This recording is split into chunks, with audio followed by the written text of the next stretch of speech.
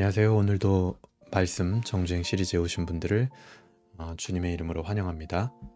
오늘은 마태복음 28장 우리 같이 묵상할 차례인데요. 드디어 마태복음 마지막 장까지 왔습니다.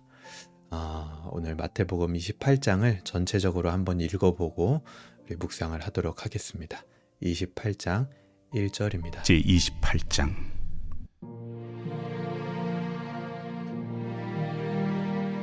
안식일이 다 지나고 안식 후 첫날이 되려는 새벽에 막달라 마리아와 다른 마리아가 무덤을 보려고 갔더니 큰 지진이 나며 주의 천사가 하늘로부터 내려와 돌을 굴려내고 그 위에 앉았는데 그 형상이 번개 같고 그 옷은 눈같이 희거늘 지키던 자들이 그를 무서워하여 떨며 죽은 사람과 같이 되었더라. 천사가 여자들에게 말하여 이르되 너희는 무서워하지 말라. 십자가에 못 박히신 예수를 너희가 찾는 줄을 내가 아노라. 그가 여기 계시지 않고 그가 말씀하시던 대로 살아나셨느니라. 와서 그가 누우셨던 곳을 보라. 또 빨리 가서 그의 제자들에게 이르되 그가 죽은 자 가운데서 살아나셨고 너희보다 먼저 갈릴리로 가시나니 거기서 너희가 배우리라 하라. 보라, 내가 너희에게 일렀느니라. 그 여자들이 무서움과 큰 기쁨으로 빨리 무덤을 떠나 제자들에게 알리려고 다름질할세 예수께서 그들을 만나 이르시되 평안하냐? 여자들이 나아가 그 발을 붙잡고 경배하니 무서워하지 말라. 가서 내 형제들에게 갈릴리로 가라 하라. 거기서 나를 보리라. 여자들이 갈 때 경비병 중 몇이 성에 들어가 모든 된 일을 대제사장들에게 알리니 그들이 장로들과 함께 모여 의논하고 군인들에게 돈을 많이 주며 너희는 말하기를 그의 제자들이 밤에 와서 우리가 잘 때 그를 도둑질하여 갔다 하라. 만일 이 말이 총독에게 들리면 우리가 권하여 너희로 근심하지 않게 하리라. 군인들이 돈을 받고 가르친 대로 하였으니 이 말이 오늘날까지 유대인 가운데 두루 퍼지니라.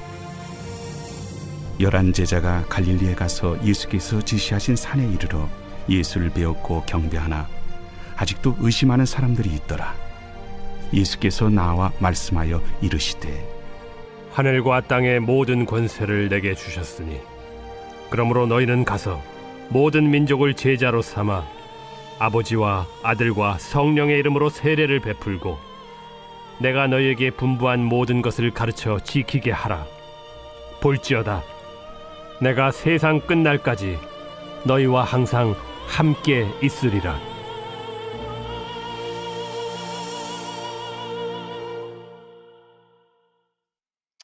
아멘. 우리 마태복음 28장 한번 읽어봤는데요.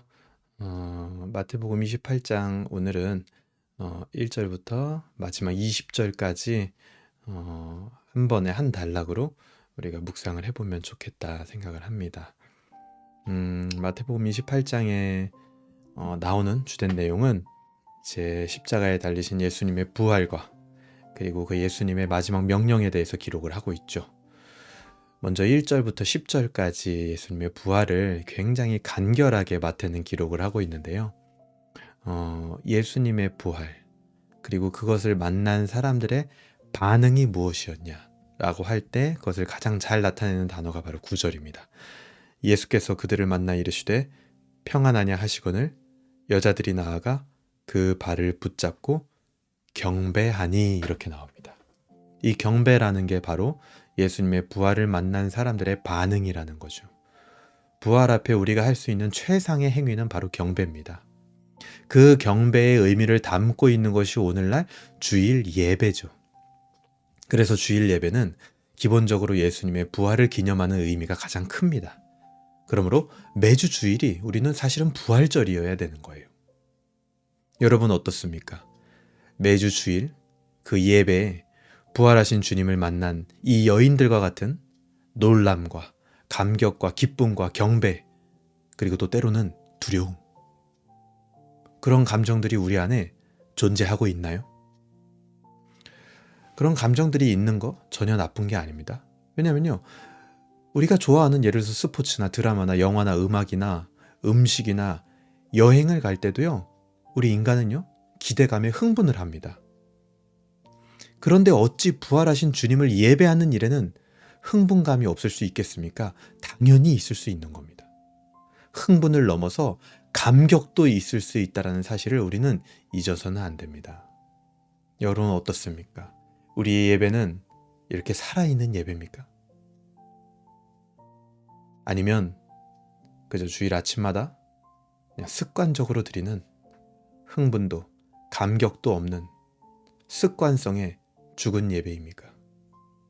여러분 예배를 회복하시기 바랍니다. 그런 정말 살아있는 예배를 드리는 것을 위하여 여러분 기도하시길 바랍니다. 그리고 나서 11절부터 15절까지는 이제 부활을 감추려는 사람들의 시도가 나오죠. 인간적인 시도를 합니다. 제자들이 가서 그 시체를 훔쳐갔다 이런 소문을 막 퍼뜨리는 거죠. 하지만 이런 것들로 부활은 절대 감추어지지 않습니다. 왜요? 사실이기 때문에. 부활에 대한 감격도요, 우리의 인간적인 어떤 것이 절대 감출 수가 없어요. 그것은 실제이기 때문이죠. 그리고 나서 이제 16절부터 20절까지는 예수님의 마지막 지상 명령이 나옵니다. 그리스도인들은 이와 같이 인생의 목적이 분명하게 설정된 사람들입니다. 이제 우리는요, 알지 못하는 미래, 방향성 없는 목적지를 향해 달려가는 게 아니에요. 이제 우리는 나 중심으로 사는 사람들이 아닙니다. 이제는 다른 목표를 우리 인생에서 치우고 오직 복음의 증인으로 사는 것, 그것이 우리 인생의 마침표가 되어야 하는 분명한 사람들입니다. 무엇을 하든 복음을 위하여, 먹든지 마시든지 내가 하던 모든 일들이 이제는 방향이 바뀌어지는 겁니다. 어디로요? 복음을 위한 방향으로. 이 관점의 변화가 우리에게 일어나야 됩니다. 우리는 예수님의 부활로 다시 태어난 사람입니다. 우리는 복음 전하는 사람입니다. 내가 바로 복음의 통로라는 관점의 변화가 우리 안에 일어났습니까? 그것을 어떻게 알 수 있을까요? 내가 관점의 변화됐는지 안 됐는지? 단순해요. 사람을 볼 때, 영혼을 바라볼 때 어떤 마음과 관점으로 바라보는가? 사람과 대화할 때 나의 관점과 대화의 목적지는 어디인가? 구원받아야 할 영혼이 보여지고 내가 만나는 사람들이 구원받아야 될 사람으로 생각이 되는가? 그것을 생각하며 대화하는 사람이 되어야 된다는 거죠. 교제하고 살아가는 사람이 되어야 된다는 거죠. 완전한 관점과 가치관의 변화를 의미하는 겁니다. 어떤 사람을 만날 때 저 사람이 정말 구원받아야 될 텐데 라는 관점의 변화. 예수 그리스도의 부활은요, 모든 믿는 자들에게 가치관과 관점의 변화를 가져옵니다. 하지만 여전히 그 가운데도 보면요, 의심하는 사람들이 있었어요. 그러니까 천천히 따라오게 되는 사람들도 있었습니다. 심지어 앞에 단락에서 볼 때는 어떤 사람들도 있었죠? 인간적인 시도로 받아들이지 않는 사람들도 있었어요. 그런 가치관의 변화를. 나는 어떤 부류에 속한 사람입니까? 의심하고 있습니까? 아니면 머뭇거리고 있습니까? 인간적으로 생각하고 받아들이고 있습니까? 아니면 나를 향한 이 복음에 내 인생을 던지고 모든 관점이 복음과 영혼으로 바뀌어졌습니까? 여러분, 그 일을 위하여 기도하시길 바랍니다. 예배에 대한 마음과 사람을 바라보는 관점, 이 두 가지가 이 세상을 살아가는 그리스도인이 가져야 하는 가장 중요한 무기입니다. 뭐요? 예배에 대한 마음, 사람을 바라보는 관점. 그것이 굉장히 중요한 지표가 됩니다. 그것을 위하여서 우리가 사모하며 기도했으면 좋겠습니다.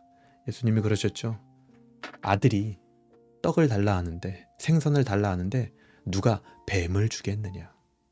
여러분, 하나님의 은혜, 그리고 내가 복음으로 변화되는 삶, 그것을 하나님 앞에 간구하는데 하나님이 주시지 않을까요?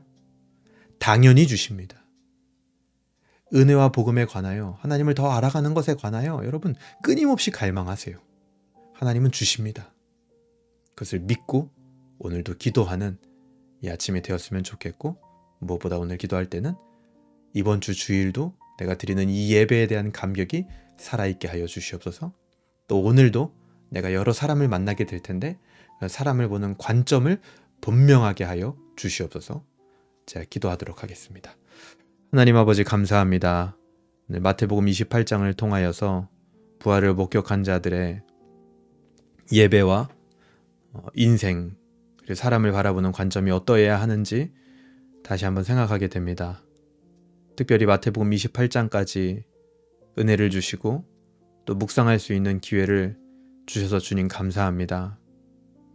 우리가 끊임없이 하나님께서 주시는 은혜를 갈망합니다. 우리가 변화되기 원합니다. 예배에 대한 감격이 우리 안에 가득 차기를 원하고 사람을 바라볼 때 정말 복음의 통로로서 그 사람을 바라보는 그 관점의 변화가 우리에게 있기 원합니다. 하나님 우리에게 더한 은혜를 허락하여 주시옵소서. 오늘 이 말씀 묵상을 듣고 이것을 자기의 말씀으로 받으며 하루를 살아가기로 결심하는 모든 자들에게 동일한 은혜를 허락하여 주시옵소서. 감사드리며 예수님의 이름으로 기도합니다. 아멘. 네, 감사합니다. 오늘까지 이렇게 우리가 마태복음 묵상을 잘 마칠 수 있어서 너무나 감사하고요. 여러분 꾸준히 하는 거, 성실하게 하나님의 은혜를 구하는 거, 그것을 통하여 하나님은 항상 역사한다는 사실을 잊지 마시길 바랍니다. 이제 내일부터는 사도행전으로 넘어갑니다. 사도행전으로 넘어가고 마가복음, 누가복음, 요한복음은 이제 사도행전이 끝나고 나면은 복음서를 또 하나 하게 될 거고요. 그리고 그 다음에 서신서 나가다가 또 복음서를 하고 이렇게 중간중간 복음서를 넣어서 하도록 하겠습니다. 감사합니다.